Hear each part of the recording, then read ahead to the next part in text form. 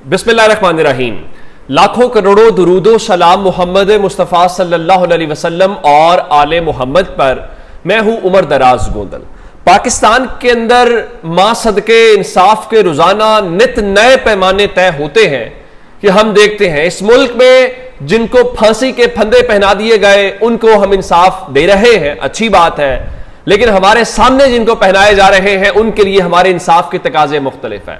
हम बताना चाहते हैं कि वो माजी में जिस जज को अपने ओहदे से निकाला गया था वो बड़ा गलत निकाला गया था, लेकिन हमारे होते हुए जो जज साहिबान शोर कर रहे हैं और जो कह रहे हैं कि हमारे ऊपर दबाव है या हमारे ऊपर प्रेशर डाला जा रहा है, उनसे मुतल्लिक शायद हम हिचकिचाहट का शिकार हैं। अब जरा अंदाजा लगाइएगा कि इस वक्त इमरान खान के ऊपर या पाकिस्तान तहरीक इंसाफ की जो चेयरमैन की अहलिया है बुशरा बीबी, उनके ऊपर एक केस है, तोशा खाना का केस है, जिसमें बुशरा बीबी का दावा यह है कि भाई वो जो हार है जिसकी बुनियाद के ऊपर आपने मुझे सजा दी है, मेरे शौहर को सजा दी है और बेबुनियाद केस बनाया, वो हार हमारे पास है, हमें मौका दो, हम उसे अदालत में लेके आना चाहते हैं, लेकिन उसकी कोई इजाजत नहीं है। लेकिन मैं आपके सामने बड़ी दिलचस्प किस्म की खबर लेके आया हूं, जो जाहिर है आप कहेंगे कि ये पाकिस्तान में ही हो सकता है और कहीं ये नहीं हो सकता, लेकिन इसमें कोई ऐसी भी बात नहीं है जिस पे आप ये कहिए कि पाकिस्तान के अंदर ये कोई मुनफरिद बात है। नवाज शरीफ जो है वो बुनियादी तौर पे इस सिस्टम के लाडले भी हैं, वो माने या ना माने। मैं आपको बता देता हूं, खबर यह है कि तोशा खाना का एक रेफरेंस नवाज शरीफ के खिलाफ भी पेंडिंग था और इसमें भी उनको जमानत मिली, यानी जब वो लंदन बैठे हुए थे तो उस सारे मामले के अंदर, और उसके बाद अदालत ने कहा कि आप जाएं, शामिल तफ्तीश हो जाएं, सरेंडर करें, तो वो शामिल तफ्तीश हो गए, वो सब कुछ हुआ, ये बात दुरुस्त है। लेकिन वही नैब जो इमरान खान और उनकी अहलिया को सजा दिलवाने के लिए आखिरी हद तक जा रहा है, और तोशा खाना में इमरान खान को इलेक्शन कमीशन से सजा हुई है, नैब से अलग है, बाकी अदालतों से अलग है, यानी एक ही जुर्म के अंदर कई सजाएं हैं जो कि जुर्म भी नहीं बनता। तो अब उसी नैब ने नवाज शरीफ को क्लीन चिट दे दी है। ये वही नैब है जब उनके खिलाफ एवन फील्ड फला रेफरेंसेस थे तो वो अदालत में कहते थे हमें कोई एतराज नहीं है, आप उनको बरी कर दे, और इवन जज साहबान मुस्कुराते थे कि इस नैब को अचानक क्या हो गया। फिर भी आपको क्या कहा जाएगा, जी वो फलां जजेस सहूलतकारी कर रहे हैं इमरान खान की, देखा इमरान खान आज भी लाडले हैं। अब नैब के जो तफ्तीशी अफसर हैं उन्होंने बुनियादी तौर पे हाथ उठाया है और क्या कहा है मैं आपके सामने तफसीलात के साथ रख देता हूं। उन्होंने, यानी आप यूं कहिए कि नवाज, दूसरे लफ्जों में यूं समझ लीजिए कि नवाज शरीफ के खिलाफ तोशा खाना रेफरेंस जो है वो खत्म हो गया, बस रस्मी कार्रवाई बाकी। जब तफ्तीशी अफसर और नैब ही पीछे हट जाए जिन्होंने केस साबित करना है तो इसके बाद होता क्या। अब जो नैब के तफ्तीशी अफसर ने रिपोर्ट जमा करवाई है, उन्होंने अपनी तरफ से नवाज शरीफ को क्लीन चिट दी है, उसके बाद एहतसाब अदालत को कहा कि आप जो बेहतर समझे आप वो कर लें। कैसे?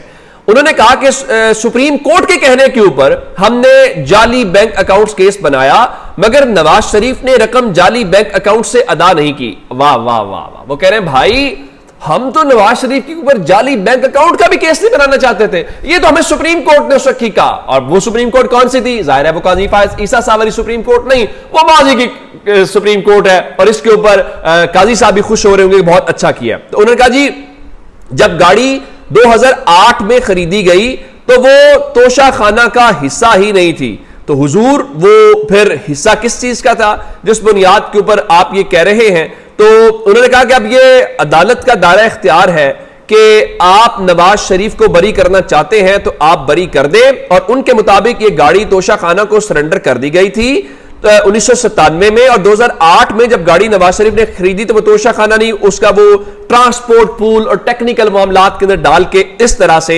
नवाज शरीफ के लिए जो रस्सा है वो उन्होंने निकाल दिया है। और साथ उन्होंने, चूंकि इस सारे मामले के अंदर सदर मुमलिकत आसिफ जरदारी का नाम भी है, नवाज शरीफ का भी है, यूसुफ रजा गिलानी का भी है, तो अब ये सारा मामला जब उनके सामने आता है तो अब किसकी मजाल है कि वो इनके ऊपर कोई हाथ डाले या इनके खिलाफ कोई कार्रवाई करे। मां सदके यही इंसाफ है पाकिस्तान के अंदर। मेरे ख्याल से अब इसके बाद आप मजीद अगर कहेंगे तो इंसाफ कोई नित नई चीजें ही हो सकती हैं। अब आते हैं अगली बात की तरफ, एक और जरा खबर सुनिए।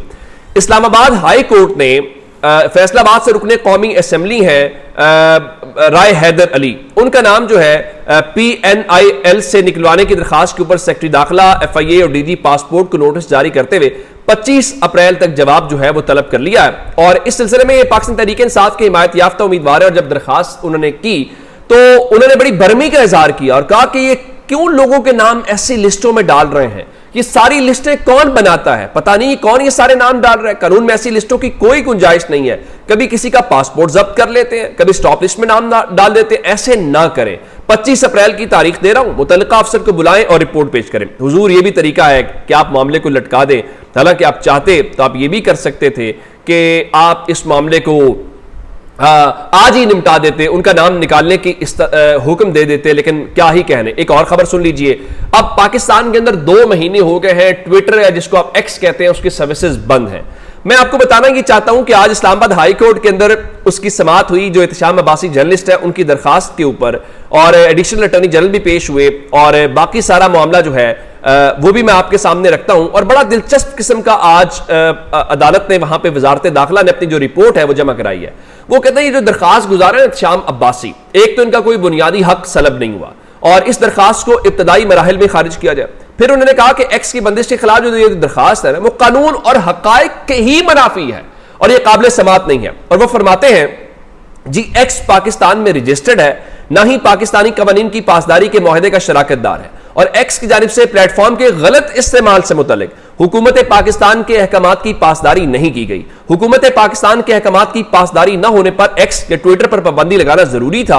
और उनका जी हमने चीफ जस्टिस के खिलाफ प्रोपेगेंडा करने वाले अकाउंट्स को बैन करने की दरखास्त की थी, लेकिन ट्विटर वालों ने FIA साइबर क्राइम विंग की दरखास्त को नजरअंदाज किया और जवाब तक नहीं दिया। दूसरे लफ्जों में आज वजारत दाखिला ने इस सिलसिले में ये कहा कि ये पाबंदी लगाना बहुत जरूरी था, फला फला, कि जनाब हमने ना काजी फायज ईसा साहब के खिलाफ हो रहा था प्रोपेगेंडा, हमने कुछ अकाउंट्स को रिपोर्ट किया, उन्होंने बंद नहीं किया।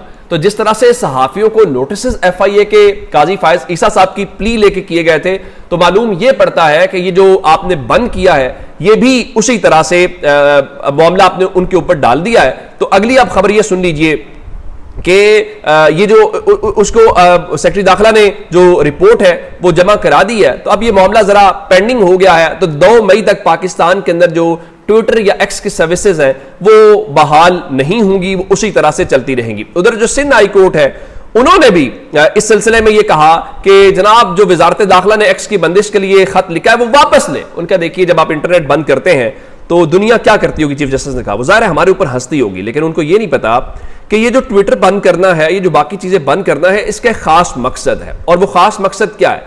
वो खास मकसद ये है कि आप जनाब लोगों को असल बात ना पहुंचाएं। ये जो टीवी स्क्रीन हैं इनके जरिए लोगों को जो हम दिखाना चाहते हैं वही दिखाएं। अगर देखिए ना, अगर टीवी होता तो आपको बहावल नगर के वाकये के मुतालिक मालूम पड़ता, हर गिज भी मालूम ना पड़ता, तो फिर क्या होता? फिर जनाब आप टीवी देखते रहते और 48 घंटे 72 घंटे वेट करते हैं हुकूमत क्या कहती है। तो वो किसने बताया? वो आपको सोशल मीडिया ने बताया, वो आपको ट्विटर ने बताया, वो बाकी जो भी हैं, तो वो बंद किए जाने बहुत जरूरी हैं। अब जरा इमरान खान के बिगल बजने के मुतालिक खबर सुन लीजिए।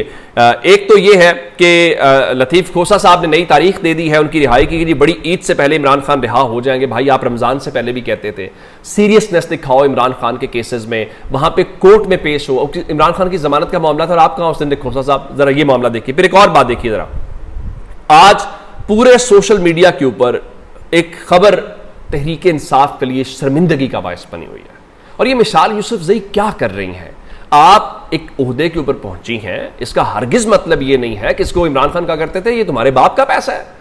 इसी तरह से तहरीक इंसाफ के वुज़रा को भी यही समझना है कि तुम्हारे बाप का पैसा है, नहीं, ये पाकिस्तान की कौम का पैसा है, ये टैक्स का पैसा है। अब खबर यह है कि जी वजीर आला की जो मुशीर है और बुशा बीबी की तर्जुमान है मिशाल यूसुफजई, उनके लिए 1 करोड़ 71 लाख रुपए मालियत की जो फॉर्च्यूनर गाड़ी है वो खरीदने की समरी तैयार की गई और उस समरी को मूव किया गया। उसके बाद सोशल मीडिया के ऊपर शोर मच गया।